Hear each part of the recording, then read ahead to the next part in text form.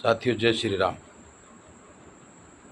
साथियों, भारत देश में हिंदुओं की ये दशा देखकर रहा नहीं गया।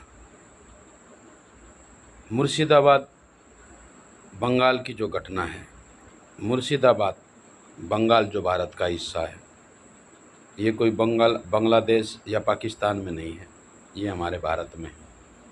सोचो हिंदू तुम कहाँ खड़े हो और क्या स्थिति है। बांग्लादेश, पाकिस्तान, म्यांमार, अफ़गानिस्तान छोड़ दो, ये गए, वो तुम्हारे बस की बात भी नहीं है। लेकिन मुर्शिदाबाद बंगाल जो अभी भी आपके भारत के हिस्से में है, 80% हो आप। मुर्शिदाबाद में किसी न किसी को जाति देख के नहीं मारा, सिर्फ हिंदू देखा, मार्किंग करके साइड लगा के उनके घरों में उनके साथ बर्बरता की। अपने ही देश में हिंदुओं को पलायन करने की स्थिति है और हम क्या करें।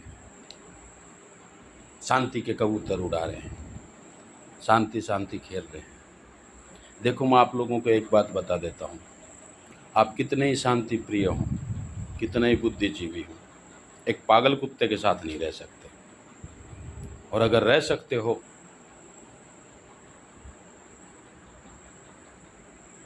तो रहो। तुम्हारे पास सेकंड ऑप्शन नहीं है, एक ही ऑप्शन है, युद्ध। और ये धर्म युद्ध है। कृष्ण जी गए थे कौरवों के पास साथ शांति समझौता लेके। उन्होंने कहा कि कायदे से तो आधा राज्य चाहिए, अगर वो ना दे सको ना तो भी 5 गांव दे दो हमको, 5 गांव में हम अपनी शांति से रह लेंगे, किसी को कोई परेशानी नहीं होगी। लेकिन दुर्योधन ने कहा कि 5 गांव नहीं, एक सुई की नोक जितनी भी जगह आपको नहीं देंगे। तब कृष्ण जी ने आके पांडवों को कहा कि तुम क्या सोचते हो। तब भी पांडवों ने कहा था कोई बात नहीं, हमको नहीं चाहिए, 5 गांव भी नहीं चाहिए, हम जंगल में रह लेंगे।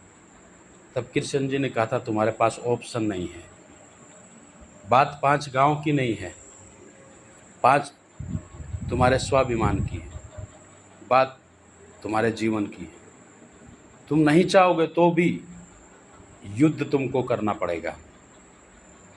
तुम 5 गांव छोड़ के जंगल में रहोगे ना तो भी तुमको चैन से जीने नहीं देंगे कौरव।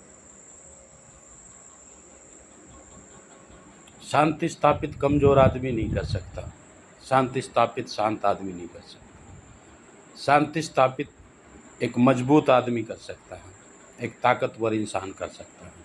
और अगर तुम 80% होके भी ताकतवर नहीं हो तो तुम्हारे साथ जो हो रहा है वो सही हो रहा है। कल कश्मीर में हुआ था, आज मुर्शिदाबाद में हो रहा है, कल तुम्हारे घर में होगा। तुम सिर्फ इंतज़ार करो उस दिन का जिस दिन ये भीड़ तुम्हारे घर के सामने मार्किंग करेगी।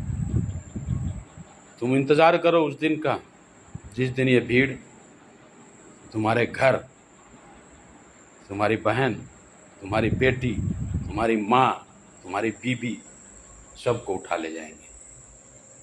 क्यों? क्योंकि आज मुर्शिदाबाद पे तुमको दर्द नहीं हो रहा, कल तुम्हारे पड़ोसी को भी तुम पे दर्द नहीं होगा। तुम अकेले 100 लोगों में अकेले होगे जैसे आज है। अगर जीना है तो लड़ना पड़ेगा। जय हिंद।